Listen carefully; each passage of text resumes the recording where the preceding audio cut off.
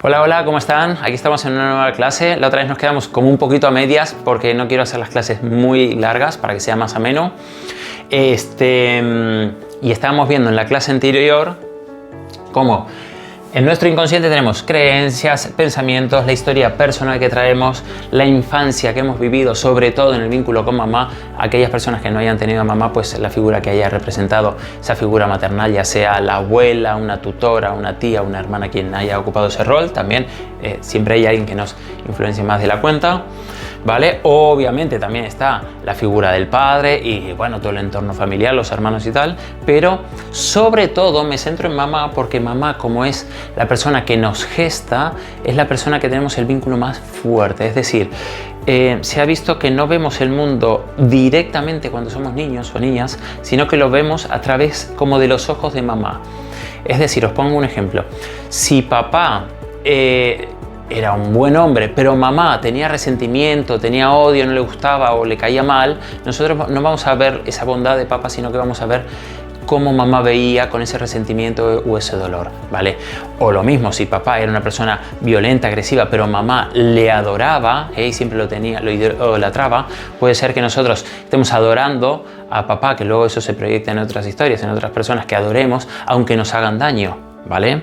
Entonces, esto es un punto muy importante porque no vemos directamente cuando somos pequeños, sino sobre todo a través de mamá vemos las cosas, y así es como aprendemos a ver, y esa mirada de mamá nos condiciona muchísimo. Por eso me centro sobre todo en la figura materna, ¿vale?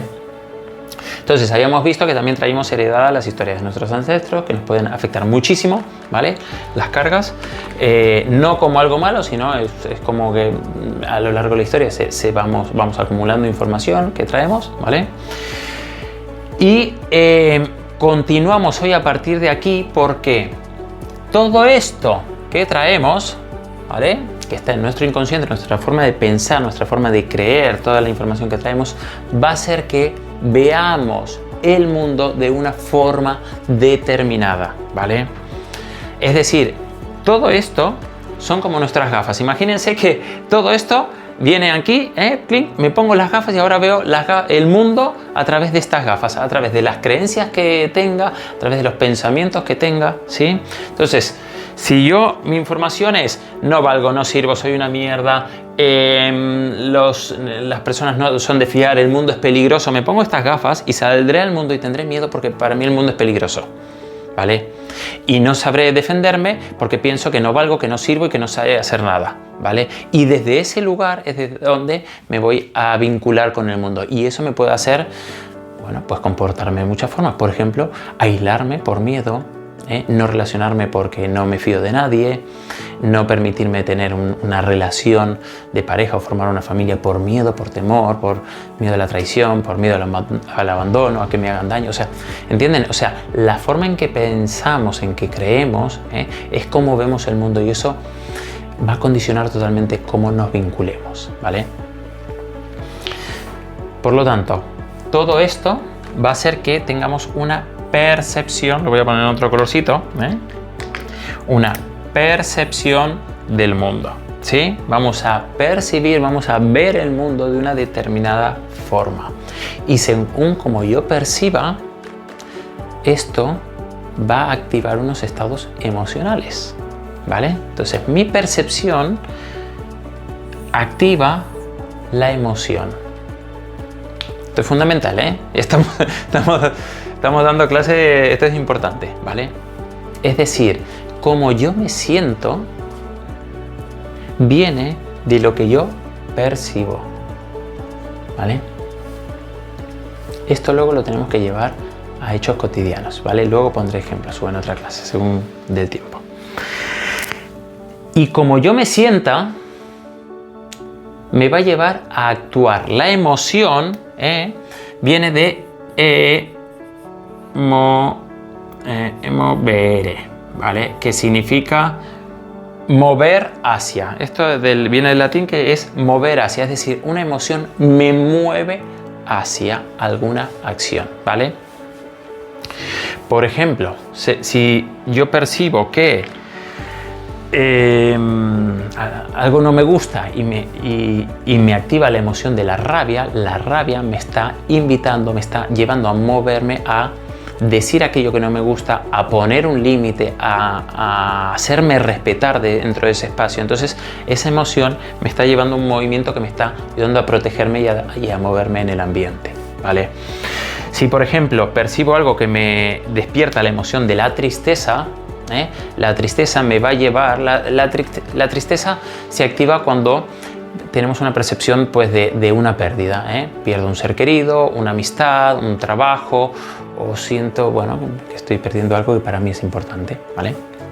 Entonces, para poder adaptarnos a esa pérdida, la tristeza nos mueve al aislamiento, ¿vale? Es decir, a recogerme y poder estar conmigo mismo para superar esa pérdida y ver cómo quiero empezar a funcionar a partir de ese momento, ¿vale? Entonces, fíjense que las emociones son fundamentales, pero tenemos que entender primero cuáles son las emociones, por qué se activan, qué sentido tienen y hacia dónde nos están queriendo llevar a movernos, ¿vale? Entonces, otra emoción, yo que sé, una situación que me es desagradable me va a despertar la emoción del asco, ¿vale? El asco genera rechazo, aversión, yo me quiero alejar de eso, ¿vale? Entonces, la emoción me va a llevar a... Todavía se ve ahí en pantalla, igual no, lo voy a poner aquí al costado, que igual no se ve en la cámara, ¿vale? Aquí sí se ve, nos va a llevar a tener ciertas conductas, ¿vale? Me falta una C, conductas, ¿vale? Esto es clave. ¿Por qué? Las conductas, claro, yo tengo una emoción que me lleva a una conducta. Oye, que mi marido no hace nada en casa y eso me molesta muchísimo. La conducta, rabia, o sea, la emoción, rabia. ¿Qué me invita a hacer esa emoción? Pues a decirle, oye, aquí tienes que ordenar, lavar, fregar, a colaborar, que somos dos en casa, ¿vale? Por ejemplo, o a los críos, o a quien sea, a mi marido, a mi mujer, a quien sea, ¿vale? Si yo no hago eso por las creencias que traigo, por ejemplo, entonces esto me lleva a una conducta, a actuar a poner límites, ¿vale? Por ejemplo, o sí, poner orden o establecer normas de convivencia, ¿vale? Si yo no sé gestionar esto porque pienso, no, yo soy mujer, entonces las tareas son de la mujer, el hombre no tiene que hacer nada, entonces lo veo sentado en el sofá, me molesta muchísimo, pero no hago nada, entonces esa rabia me la como toda, y cuando no sé gestionar las emociones porque las conductas no van en coherencia con lo que yo quiero hacer, ¿sí? Una alternativa es ir a comer. Por ejemplo, ir a darme atracones. Esa rabia me la como, o esa frustración, esa impotencia, como no me permito actuar, termino pues quizás dándome atracones. Esto es solo un ejemplo, tenemos infinidad de ejemplos de cómo podemos llegar a comer en exceso, ¿vale? En la siguiente clase les voy a contar otras formas en que podemos acumular grasas o tener sobrepeso sin que vayamos directamente a la comida, es decir, que el cuerpo lo haga por sí solitos, ¿vale? Entonces, aquí tenemos un simple ejemplo, pero tenemos infinidad. Ya puedes empezar a reflexionar ante qué estados emocionales tú recurres a la comida, ¿vale? Que no sabes gestionar, y entonces habrá que ver qué estás percibiendo y cómo gestionamos todo esto.